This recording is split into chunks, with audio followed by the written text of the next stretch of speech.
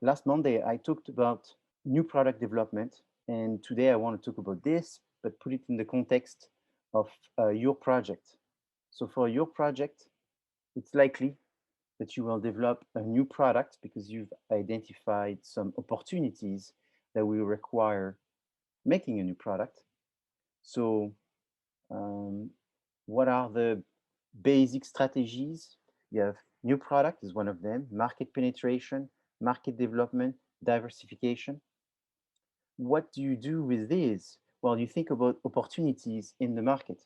So here's an example of a company that we work with the students. So this was, I forgot how many years, maybe 8 years ago. Um, this company is a German company that's making tennis rackets. It's a family-owned German tennis racket maker, but originally is making cords, the cords for the rackets. And so they've been making cords for like 50 years. I think it's the third generation in charge of the company. And eventually they bought a pretty famous brand of tennis rackets, which they absorbed. That brand was very famous, Fisher rackets. Fisher racket doesn't exist because when they absorbed the brand, they created a new brand for the entire company called Pacific. And so Fisher is not available anymore. It's absorbed through that German company, which name I forgot, that absorbed it and then put their own code on it. And the original brand of the company was the name of the code. And then they call now everything Pacific, and it's made in Germany. And so when they came to us with the request of looking for some opportunities to grow. When we looked at some opportunities, we found that in the tennis business, it was very difficult to grow. Um, Tennis, to some extent, is not as popular as it used to be. And therefore, there's less young people playing and joining to play tennis. It's a matter of fashion. It's also a matter that tennis takes quite a lot of years before you can start playing tennis good. So it's not an immediate gratification type of sports. And for them to increase their sales of rackets, America is the number 1 market for rackets. Pacific is not huge in America. It's very big in Germany, where they're manufactured, where they are originally from. There, it's considered a famous brand of tennis rackets, but not so much in the US. So we looked at the business and we found some difficult decision, because to be successful in America, there seemed to be no direct route beside one. And the one direct route is essentially a significant, or it was back 8 years ago, and I assume it's probably still true, but it was a significant amount of money spent on some celebrity player was very much the main way of being successful at selling tennis rackets. And the amount of money that was involved was going up every year. Every year was more and more money, because those players were making more and more money, and you had to bet higher than the other brands. So this bet was too high for Pacific for their budget. When I say too high, it was 30 times higher than 100 times higher than their budget, not something that was realistic to tell them to do. So we had to think about more realistic things. And when we reviewed the industry for the tennis rackets, we found that there was actually some huge industry that was booming, but they were not tennis, they were similar sports, and one was pickleball. So I remember telling the students, well, we need to tell them the truth is the investment to keep growing in tennis was huge, but the investment back 8 years ago to grow in pickleball was tiny. So their budget for tennis was a drop in the ocean, versus their budget for tennis, if they were to put it in pickleball, was to be the largest communication marketing investment that pickleball was going to get 8 years ago. Unfortunately, when we delivered that message to the owner, Mr. Schwartz, he was not very happy because he thought that we sort of failed to give him suggestions for the tennis. But we found some other area, and so the pickleball was a very big area. As a matter of fact, 8 years after, exactly what we anticipated to happen happened. Now pickleball is is a very established sports. Um, there's not a city in Los Angeles that has not been building or converting tennis courts into pickleball court. The tournaments are growing. The professional player of pickleball are growing, and so now would not be surprised that the ticket to enter this market has double or triple or tenfold times more expensive than it used to be 8 years ago. So I don't know if they joined this industry, but my guess is they didn't, and therefore they missed a big opportunity because back then it was very inexpensive to get into that. And the rackets were significantly different in the sense that they don't use cord. Um, and that's a little bit of the problem as well, but it was a technology that they could easily master that was not as sophisticated as the tennis rackets. Um, However, we offered solution for Pacific within the tennis rackets, and they were solutions that had to do with some kind of new technology, such as apps, a tennis app that would help coaches get new clients. And that would have been an app that would have made for free by Pacific to help people find coach and coaches find clients and people find potential partners to play tennis. Back 8 years ago, there were some apps, but they were very simple, too simple, and not very popular. And we were thinking about something a little bit more elaborated, but still something that could be afforded within their budget. Um, but eventually, the client also didn't understand that the solution that we were providing were not directly going to affect the sale of tennis rackets, but we're going to indirectly affect the sales of tennis rackets because eventually we would be more famous within the market as a producer and supplier of tennis rackets than they were back then. And so sometimes solutions don't come by directly modifying the product or selling the product, but it comes from looking at the market, looking at opportunities. Sometimes the opportunities are not directly connected with the product, but indirectly, and sometimes they are connected to other markets. Sometimes it's worth to do something different. I mean, Apple was smart in creating iTunes. iTunes was not a desktop, and therefore they were smart in creating iTunes because that allowed them to keep um, making revenues for the company. Apple was not selling cameras, video cameras, a cell phone, and yet they were smart in identifying the smartphone position. And so that's how sometimes you grow, is you grow by using your strengths and weaknesses and adapt these in different markets in order to take advantages of opportunities. Sometimes you're close to the opportunity, sometimes you're further to the opportunity, but it doesn't matter. Is you do what it's required in order to grow your company and keep having revenues. Here's one that came from my company. I eventually got in touch with a very closed private group of people that run an organization called Houston Whiskey Society. And it's a very powerful organization because it's the largest in the world, made of members that talks um, about whiskey and mostly whiskey. And eventually they tasted my product and really enjoyed my product, and they decided to support one full edition of my products under the umbrella of their organization. So the organization selected one barrel of my products, one cask, in fact, and then they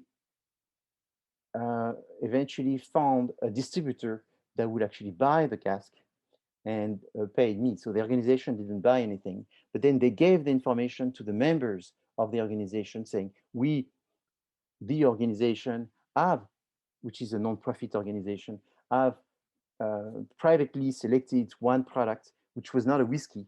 And so we only did one cask and we didn't know if it would work. Um, so there was about 600 bottles being produced for that limited edition that was made available just to the knowledge of the members that follow the Houston Whiskey Society. And 600 bottles, can take 2 weeks, a month, sometimes several weeks, several months to sell because these were in the $100, $90 range. So that's not a inexpensive product. And again, a lot of people go more for whiskey than they would go for other categories. So this was not a whiskey, and this was a product being supported by a whiskey society. And so we had no idea how quickly this would sell. Um, what happens is the product sold in a little bit more than 2 hours. So how did it sell in 2 hours? Something that we personally, I thought it was going to take 2 months to sell. And one of the reasons I was doing that is actually for the buzz that this was going to generate for 2 months of the most one of the most famous club, of spirits, talking about my products for 2 months. That's what I was sort of visualizing, and in a way, this didn't work out as I expected because it's sold out in 2 hours, and because of that, therefore, there was not much talking about it. So there was a lot of talking about it for 2 hours, and then nothing. So it was a bust. So when you talk about new product, you talk about all kinds of different product life cycle, with some product lasting a long time, some product not being successful, some product, even in that situation, a product I would consider to be too successful because it was not even captured by the radar or by Google because it got sold so fast. How was it sold? Well, and that's also what's interesting is it was sold just from word of mouth through social media, where a few stores in Houston uh, carried the product and were sitting there in waiting for someone to buy the product. But the information was put on the Facebook account of the Houston Whiskey Society saying, today, Saturday at 8 a.m., those 4 stores are going to open and they will have this product that we support 100%, first come, first serve. And so what people did is the few that rushed through the store had like a Venmo account, and they were just telling their friend, how many do you want? And so that's how the 600 bottles got sold out in just a few minutes, essentially. And so when you make products, when you look at the environment, it's very hard to predict because there were some products that I thought were going to be extremely successful, extremely fast, and they were not. And that was sometimes it was slightly counterintuitive, is because the product was so good that people didn't think they deserved it. That was one of them. Sometimes because the product was so good that it was more expensive than people could afford, but not extremely expensive. What I found is that if you have a product, so for example, this product is extremely good quality product, and honestly, at $90, it's a steal. It should have been worth maybe 250, but 250, it's a price point where suddenly it's very hard to sell. It would be selling actually much better if it was at 600 or at 2,000. Uh, Sometimes it's easier to sell a $2,000 product than it is to sell a 250. There is some prices where the market does not exist. At 2,000, it exists, but 2,000, you have to have a huge marketing of celebrity. You have to have an incredible packaging, and you need also influencers. I've sold $2,000 products using the traditional channel, and the product would not sell. And I remember one time I paid an influencer, and so that's to tell you how good influencers are. because I was telling them that it's a great product. You absolutely love this product. Why don't you tell people? No, I don't want to tell people. I only will tell people if you pay me.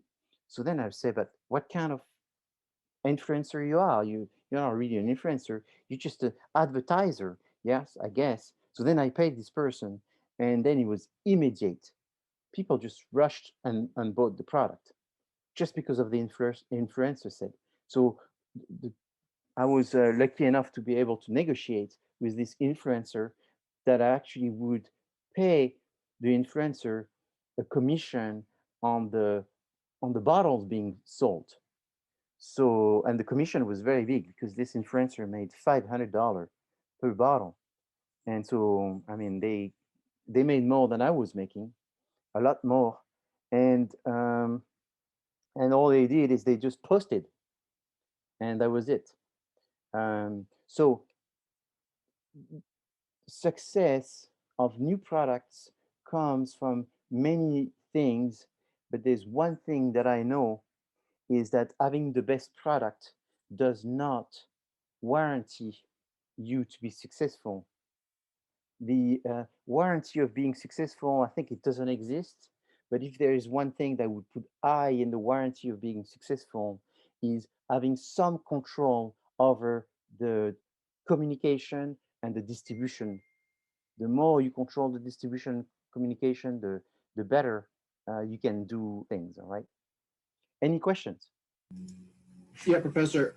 Um, I have a question. I was a bar manager for many years, and in my experience, where the success came was when the distributors or the reps would come in and they'd either offer a package deal like buy 10 cases, we'll give you this many bottles or this type of product for free, or when they would educate the bartenders, or I would get certain information and then I would go ahead and email it out to my customers.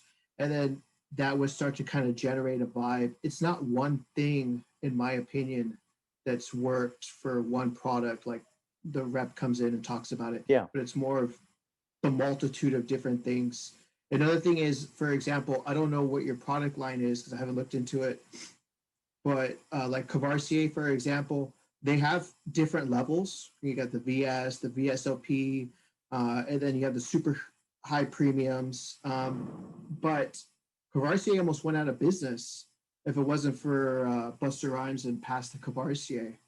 So between the influencers, maybe getting a deal with a celebrity, uh, and then the promotion, all of those different facets will push the product.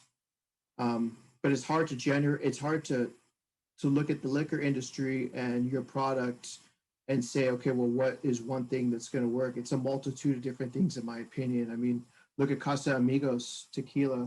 I love the tequila. I think it's a great brand.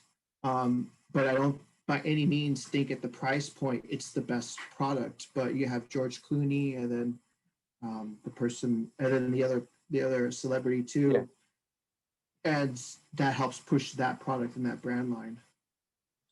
And Yes. there and they're with Southern Wines. They're not with the other distributor. So they've really helped out that portfolio a lot.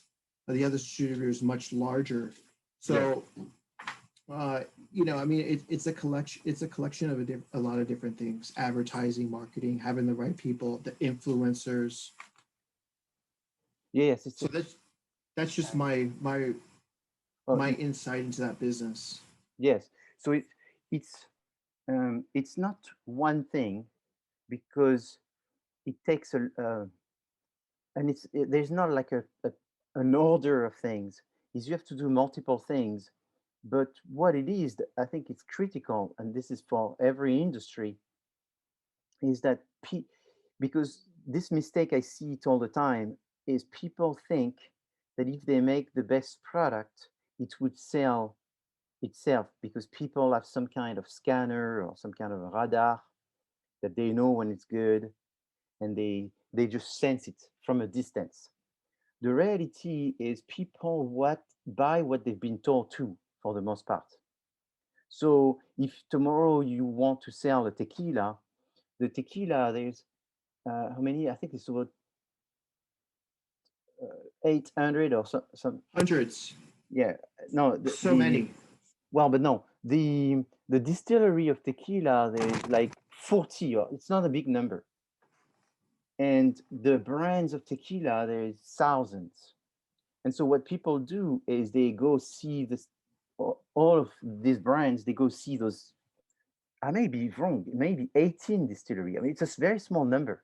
They all go They're so, all had Jalisco. They all come from Jalisco. It's kind of like Champagne. It all comes from the yeah. Champagne So region of France. Jalisco is a place, but if you go in Jalisco,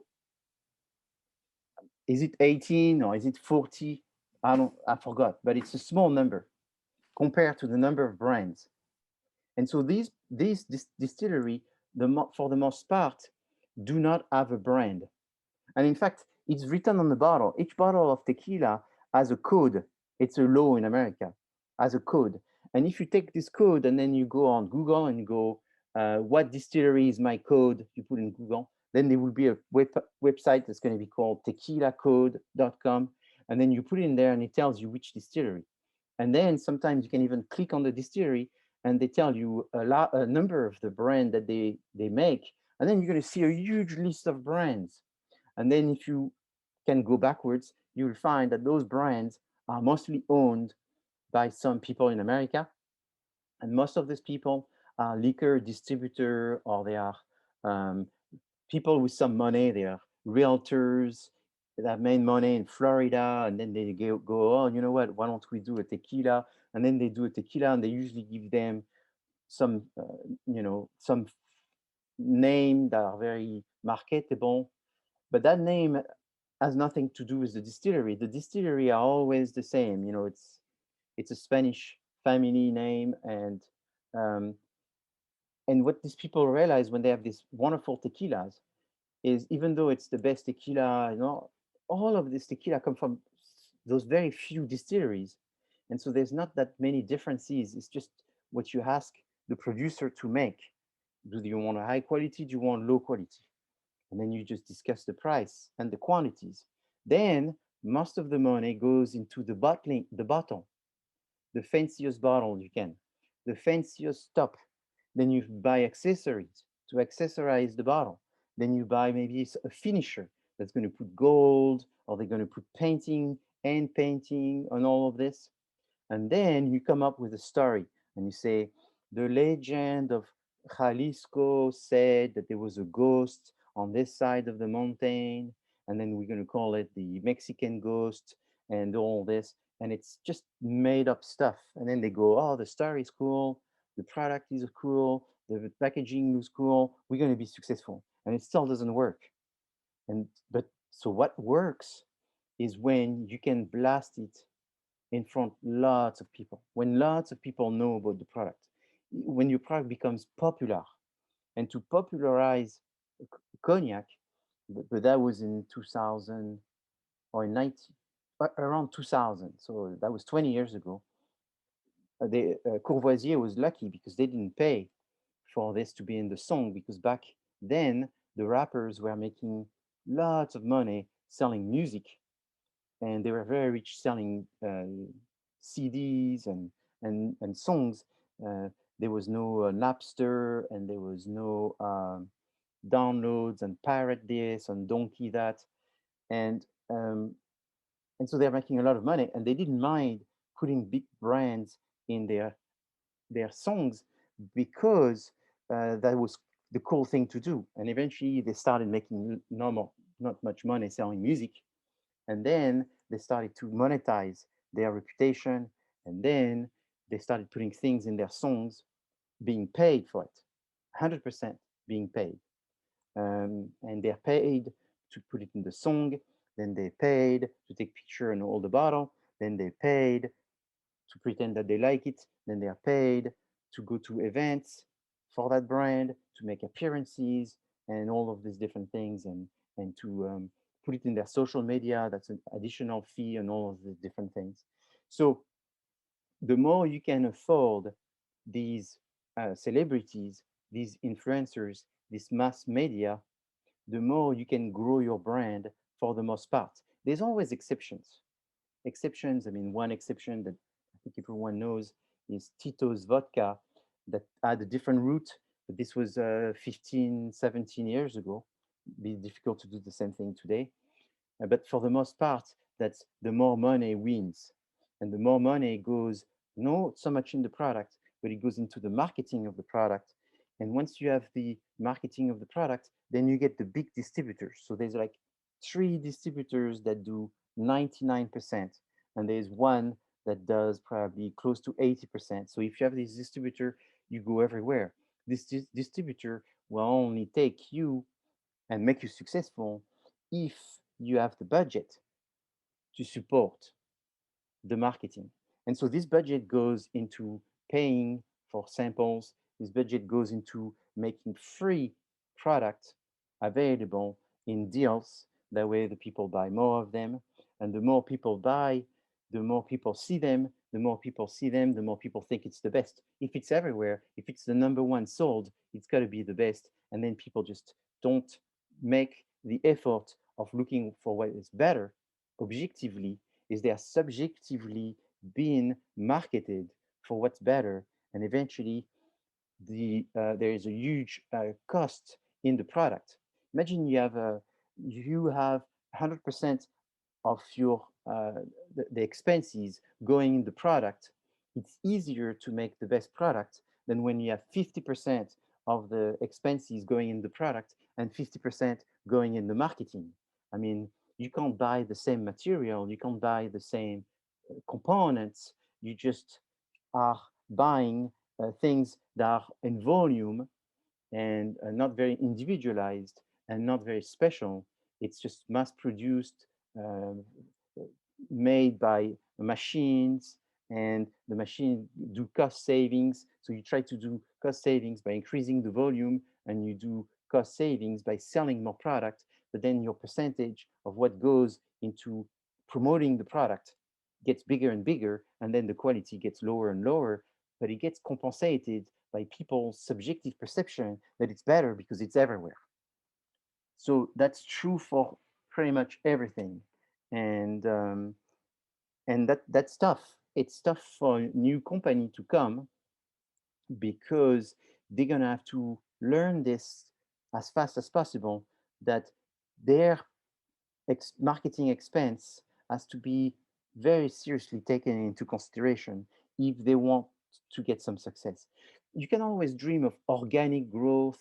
It can always happen. I'm not saying never happens, but it's the there's things that happen 90% of the time, and there's things that happen 10% of the time. And therefore, you want to be successful. Which percentage do you want? Do you want the 90% chance to succeed or the 10% chance to succeed? And the 90% chance to succeed comes from having the biggest marketing budget. We came out of an election not too long ago, and I can say the same thing, because remember, what's a product? A product is a good, a place, an organization, a person. So you could think about the election. Imagine someone who has a budget of $10 million. How likely this person will be successful at being a candidate for the presidency, the US presidency? It's impossible. You could take the best candidate, the miracle honest, the miracle competent, educated, best candidate, and you give this person the lowest budget, they won't win. So the marketing budget, is essentially the uh, the denominator to to predict who is going to win selling paper pencils, water bottle, olive oil, anything that you would want to sell, soap. That's usually does very good in predicting. So how do you create new products? So the first stage is ID generation, ID screening, concept and testing.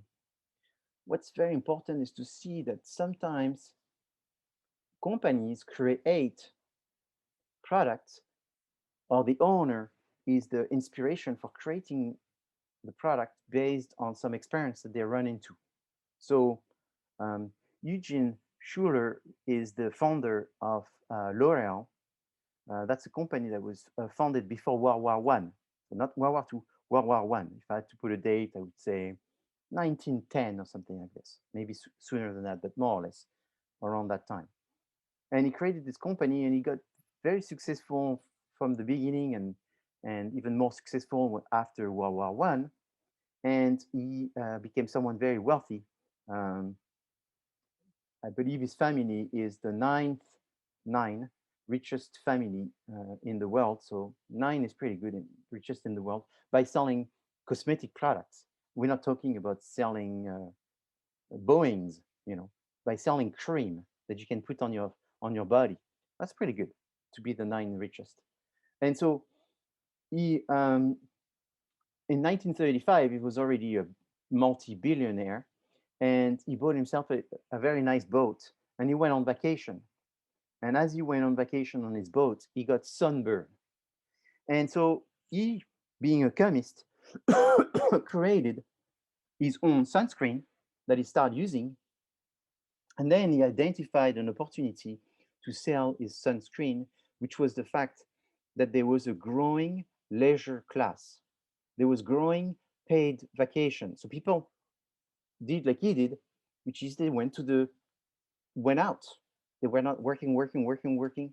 They actually said, hey, why don't we go and lay on the beach? Hey, why don't we go walk outside in the sun, and started having vacation. So the number of sunburn uh, kept happening, and they kept happening for people that were not used to it because their skin was not used to the sun, because they were people making money and taking vacation, and people that wanted more comfort. So he said, why don't we create a sunscreen? So he created Ombre Solaire, which is not so much this brand. That's a brand that he created back then, but that's a brand that still has a big market share. But what happens is L'Oreal has many brands, hundreds of different brands of sunscreen. So if you add them all up, that's where you get a significant percentage of the market. But L'Oreal also created a lot of things. In the 50s, he created the hairspray, and he created the hairspray again in a very similar way by observing. So what he did is he observed that women in the 50s didn't wear hats anymore, and their hair were uncovered, and they wanted to keep their hair with a style. And so then he decided that because they're showing their hair and they're styling their hair, we need to create some kind of spray that would fix their hair in a style. And so he created the hair spray, which again, they have many different brands. One of them is Elnet, but they have many different available models as well. And so now, again, they are one of the leader for the hair sprays that women use. And again, what was the ID generation? It's just observe. Look around you and observe. Obviously, this was the 30s, the 50s, this was a long time ago. And you may think, well, can we still do that today? Well, today people will talk about doing secondary research, primary research, look for some changes, analyze those changes, find opportunities. But we still live in a world where if you are the owner, if you are an executive manager in the company, you you just want to observe and look and be part of your environment, and feel your environment, feel for these changes. So you don't create a product based on a felt change. These felt changes are ideas that then get investigated in order to be evaluated, in order to understand the weight of that opportunity. And so that's what you have to do when you're looking at creating a product for Califia Farms. Professor, I have a question about Califia Farms. Yes, So Califia, so their their competitor is Blue Diamonds. yes, Now, Blue Diamond also owns the processing. Um, they also process the almonds, if I'm not mistaken, and they sell almonds. yes, So that's why they have such a they make such a substantial uh, profit in comparison to Califia Farms because they own the process yes. as well as they grow the almonds, and Califia Farms just produces. Yes, that's right. Okay, I'm just curious on that. Thank you. So yeah, so that makes a competitive advantage for our competitors. But then what is good is that you can say we are not in the farming of the product, we are into the processing of the product. This is what allows us to go into oats. Because you see, the problem is if you have those almond, is it's a big responsibility to have to take care of these almonds. And it may make it harder to expand in other type of nuts or other type of original material produce food that you would be processing. So it makes you probably better just in almond milk, in having the capacity and the control over the production, more independence. But then how do you diversify? When you start thinking about the diversification, it becomes a sort of a weight to have to do the same thing with the other type of cereals and grains that you would want to go for. So that's an industrial reasoning is where do you have your investments, right? So I see it as as an issue for dependence because you depend on these farmers. You have extra costs that they don't have, but you have more flexibility, you know. And if there is an issue with the almonds, then you can sort of pivot and do something else. So you're not all dependent on those almonds. Then now, if there's a bad harvest or something, you have to go buy somewhere else or something. So then where do we put that inside the document? Well, I mean, it's you have to put it as a weakness and you have to put it as a strength because it's both. It's a weakness because they are not they are dependent, and it's a strength because they are flexible and they have capacity to invest their money into picking and choosing the best harvest. You know, so because when you own the harvest, you own the harvest that you're harvesting. But when you buy the harvest, you can always be selective in which harvest you buy. And there may be some area that have a better harvest and some area that have less harvest. So therefore, you can go to the one that has more harvest and have better prices. So as long as you have the money, you still have some independence. The problem is when you don't have the money and don't have the farming, then you're really strapped for cash and then you're very dependent and then you cannot buy what you want, but you can buy what you're allowed to buy, and that becomes difficult. Thank you for your question.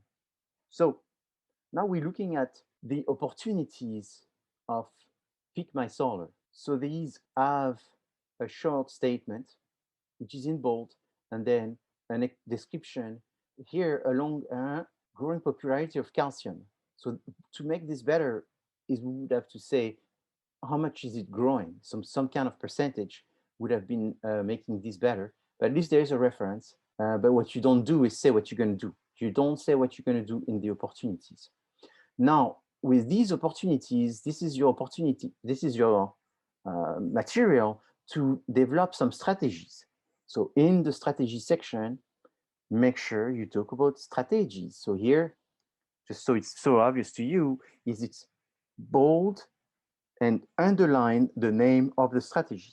So would you get points by just even randomly placing the name of a random strategy that is definitely a strategy in this section? Well, I hope you don't do that, but you will get some points. Would you get points in making a very nice description in the strategic section and that mentions no strategy? Maybe not. So what I'm trying to say is if you are making some description, make sure that you also state what strategy that you're using, at least the name. And here again, I had it open just before in my PowerPoint, but there is a few strategies that you need to use that are common in 75% of the time. So you want to talk about new product development, I would think, market development, you're going after a different target. Um, that would be a good idea. And diversification, that's sort of difficult because it would mean that you go into something very significantly different. And market penetration, which means that you increasing the distribution, or you decreasing the price, or you increasing the communication, or you do something better in order to increase the sales. So these four, I would expect them to be somewhere. Do you have to have only one strategy for each one of the strategic options? No, you don't have to. Let's see if I have an example. Okay, all of these have one for each, but sometimes you could have a combination of two. What's for sure is once you finish discussing your potential strategies that could be implemented, you want to have a recommendation. So this recommendation can be longer than this. You can recommend more than one. It can be here, I say, we recommend new product development and market development. So two strategies at the same time, or one first, a second one later. But you want to state what they are, and you want to say why you choose that one or that combination of these two strategies, and why you're not choosing the other one, why you're choosing this one first and the other one second, is you have to make an argument. I would say, by looking at my sample here, that this is sort of the smaller size recommendation that I would anticipate. 3 lines and a half, 4 lines, that's very short. If there was something like 8 lines in here, I would not be shocked to see something more like 6, 8 lines to make your recommended strategies if there's several that you're recommending at the same time. Do I have any questions on this? Is it becoming a little more clear for everyone? No, what's difficult is to um, make a relation between these strategies and the opportunity. So it's not like one person think about the opportunity and their job is done, then they're done with this project. And then another person's job, task, function in the group is to define 4 or 5 strategies, potential options of strategy that could be taken. And then their job is done. And they never talk to the person that wrote the opportunity, or they barely look at what they wrote into the opportunity. The two pieces need to be connected. So the strategy that you're recommending is a strategy based on the opportunities that you've identified.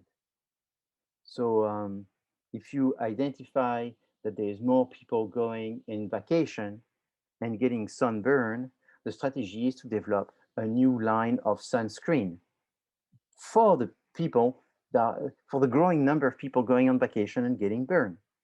All right. So you have to make the connection.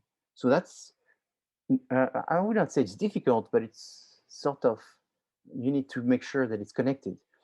Could several opportunity be put together in order to be used to develop one strategy? Yes. Does it have to be one-on-one? It's like we have 6 opportunities and that directly connect to 6 strategies. It could be, but it does not have to. You could have 6 strategies where you have 3 that connect to one and 4 of these or 5 of these that connect to another one. And then you recommend the one that has less opportunities. Doesn't mean no more opportunities, it's better. Once you've done this, then you have what's good about that strategy, the advantages, the pros. And if you follow this format as well, don't do anything different. And then you have the cons, the disadvantages of this strategy. Because you see, strategies have a likelihood of working faster, of being simpler to implement because we have the strengths. If we don't have the strengths, we have to change our weaknesses into strengths. So there's a delay, so there's a time issues. Some it's faster, and there is a cost. There is the likelihood that it's going to work and that it's going to last. Maybe the pros is there's no competitors. The cons is there's lots of competitors. So you have to think about why why we should or why we should not go after that strategies, analyzing in each one of the strategies. So when you make the recommendation, it is very likely that you will be um, making the same sort of arguments for recommending to use one strategy based on some of the pros that you had when you are doing the analysis. So should you copy and paste? Maybe you want to avoid copying the number one pro for that strategy as the reason why you're recommending that strategy, because that's sort of uh, not the best way to go about it. So what you want to do is sort of use a thesaurus to sort of use to say the same thing but with different words. That way, it's not a copy and 100% copy and paste. It's a 60% copy and paste, so it's not so repetitious. But it will be repetitious, obviously, because it's again recommending it. Okay. Once you've done your recommendation, then you talk about the target. You talk about the customers. Who are these customers? And here again, the who, and that is difficult, what I'm saying right now, is it's not just based on randomly selecting some characteristics that are the boilerplate of dividing people, such as their age, their income, and their gender, but it's to think about the opportunities, the strategies, and therefore who is most likely to be the group of customers that you will go after and what sets them apart as a group of customers, really based on who they are, not based on a stereotype standard set of segment characteristics that you could be mentioning in every business report that you'll be writing. Okay? And then the targeting strategies, you want to mention what it's going to be. So the targeting strategy, I'll say there's 30% of the people that do correctly. So 70% don't. So what they do not do, they don't, you need to say who's the target. And it's the combination of the segments that you have defined. It's the profile, therefore. So it's like a description of this person. This is this person, and they live in this area, and they have this kind of jobs and these kind of hobbies, and married, not married, this kind of. It's a combination of the characteristics before, not all of them, some of them, and then you say which strategy you're going to employ. So the strategies is, remember, is differentiated, undifferentiated, and concentrated. So you have to say it there. By just saying it, to me, it's already a miracle enough that this group is mentioning the name of the strategy, that I'm thrilled. Like I said, it's 25, 30% that mention it. Then once you mention it, I'll read the paragraph, and hopefully this paragraph makes sense. Sometimes it doesn't make sense. So they would say, we're going to be having a differentiating targeting strategy, which, so differentiated targeting strategy means you focus on a specific group. And then the description is, everyone is going to be in this differentiated targeting strategy. So then I can't give a full point for that. And when it's so contradictory, in fact, I don't give a full point. And I'm just assuming that they just throwing names and they're not understanding. The positioning is sort of the same as segmenting and targeting, in the sense that for positioning is you're going to tell us what are the attributes of positioning, and then even better, why are these important attributes? And then there's a statement. So looking inside the samples, the statements are always about the same, which is who's the target, what is it that you do for them, and what are the usually one attribute that is important for them, or two attributes that is important for them. The positioning statement, it sort of looks like a long slogan, if you want. And then after that is you have your recommendation. So your recommendation can be 1, 2, 3, 4, 5. Your final recommendation, the overall overview recommendation. Or better than this is you could put them as a 4 P's recommendation. So recommendation based on our assessment: 1, product, and then 2, 3, 5 bullet points. 2, place, 2, 3, 5 bullet points. Or 4, price, A, B, C, D, right? And you want to organize it that way. So in this section, it's okay to be tactical. In this section, you can give some details. Put a banner on YouTube. You can say that in there. You don't have to be strategic. You can have very precise, detailed comments. But what you don't want to do is say price and then have um, a long, detailed explanation on one detail. It's much better to have 2 or 3 lines and some details.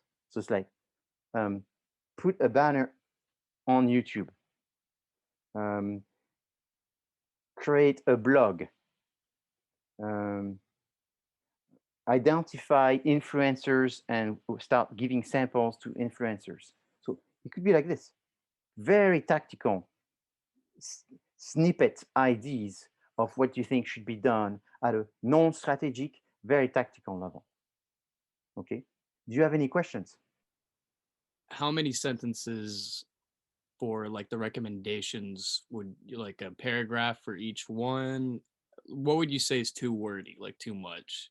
Well, what happens, you see, is oftentimes when you get to the recommendation, you're lucky if you have 2 pages. Most of the people are going to have 1 page left. Okay. So then with that 1 page, and that's usually when I get emails like about, the first week of May, I get emails. People are saying, "Can we do more than 10 pages?" And it's because they realize that they have the whole team have wanted to do tactical writing since the beginning. And in fact, that's what you have must been fighting against is not be so tactical. So they could write 10 pages of tactics, and now they have 1 page left. So they say, "Can we do more than 10 pages?" And the answer is for the main part of the report, no. You can always create an appendix Right. and then be more write more in the appendix. Let's say I've mentioned that many times. If you have a SWOT analysis that has more than 4 or 5 statements for the strengths, weaknesses, and all that for each, which I recommend you do, is you write an appendix which will have your 6 or 7 pages SWOT, and then you go back in the paper and you just put the top 3 or top 4, and that way you can save space. And this method I'm teaching you is not a method which is just good for my class. I think I wish I had a weakness to tell you that this is a method that is used in the industry. It's a method because when the business is time and time is money, and so therefore 10 pages is already very long. Right. And so someone is going to take the time to read 10 pages. It needs to be straight to the point. Now, if you want to impress your boss, if you want to impress your clients, if you're a consultant, you can do more than that, and you can show that you can do more than that. And that goes into the appendices.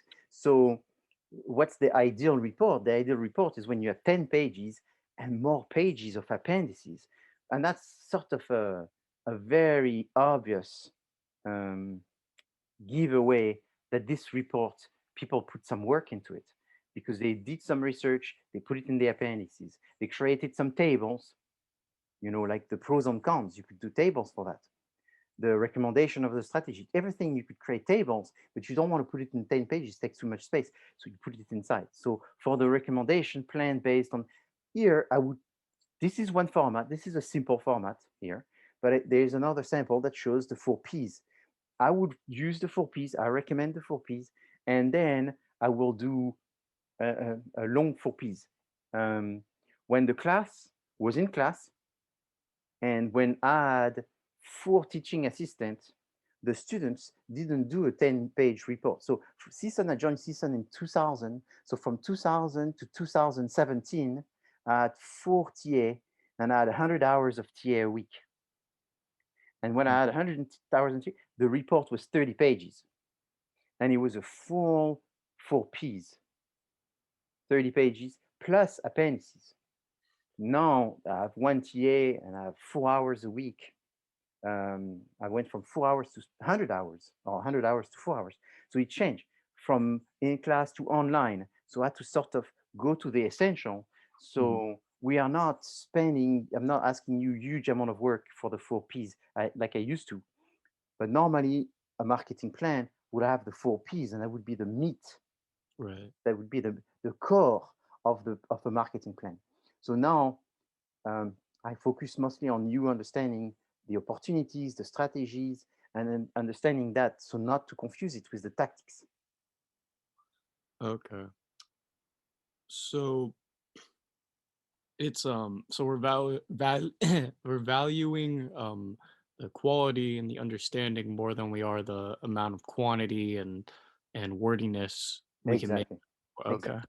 Yes, and that's very important, because when you go in the industry, nobody asks you to be a novelist in business. Everybody Right. asks you to be straight to the point. And so, to be straight to the point, yeah, it's super important. Professor, one more thing. So for Yes. the for the recommendations, I just wanted to ask, we can make it more like our personal inputs rather than a like a conclusion, right? Is that kind of what you're Yeah, looking? yeah, yes, exactly. You see, there is a, thank you for this question, because that's, students have been formatted since they are 6 years old, right? To do intro, conclusion. There's no need for a conclusion in a marketing plan or in a business report, Hmm. because normally you get what you want from the executive summary if it's a big document. And someone asked me this question last Monday. They say, "Oh, where do we put there's no executive summary in here because it's only 10 pages." And Right. so there's no conclusion either, because the final part is not a conclusion. Um, it's just the tactical part, because I want you to really understand the difference between strategy and tactics. But there's an introduction, which is at the very beginning. It's like 4 or 5 lines. Right. So yes, no conclusion, but an introduction. If you wanted to write a conclusion, I don't recommend you do. Focus on writing your final recommendation as overview, as the detailed tactics. Could we Okay. call this section um, overview of detailed tactics, or overview of tactics? Yes. Hmm. Could we call it summary of tactics? Yes. That's another good title. I like it. That would be that's what this is. It's a summary of tactics. Okay. And that's why before everything before that, there's no tactics. And I want you to really see the difference between the small things, the daily things, the detailed things, and the overall big things. So what happens is, you may say, "But Professor, we're not going to be the manager of a huge corporation. We're going to be most likely working for small companies, even for ourselves. We're going to do tactics all day." True. But if you do tactics all day and you never do strategies, you're going to be like a bumblebee, just Hmm. bumbling all over the place, just sort of surviving, doing stuff every day.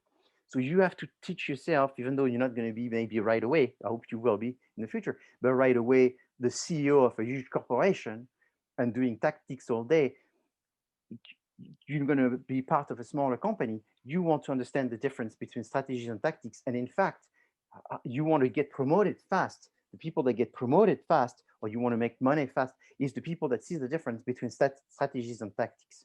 That's why this is at the end. That's why this could be called a summary of a sample of some tactics at the end. That's why I recommend that you call it price, promotion, place, and product, the 4 Ps, and you just have a few bullet points. Okay. So it's more of a dialogue of tactics than it is like a conclusion of summary, right? Exactly, exactly. Cool, cool. Thank you, Professor. Thank you. You're welcome.